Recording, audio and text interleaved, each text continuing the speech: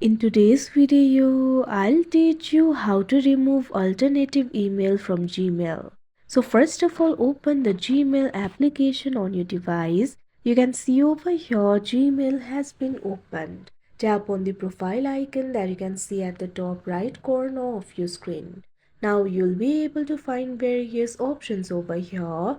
Tap on this option, manage your Google account.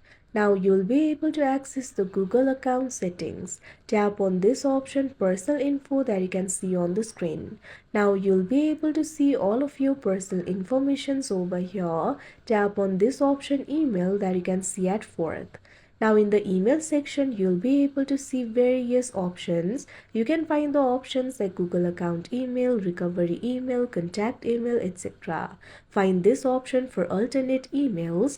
Now if the alternative email is added over here, what you have to do is tap on it. Use your screen lock in order to proceed. Now after that, you'll be able to see the alternative email added to your account. Right next to that email, you'll be able to find the trash icon. Simply tap on it and the alternative email will be removed. So that is how you remove alternative email from Gmail. I hope you found this video helpful. Thank you for watching.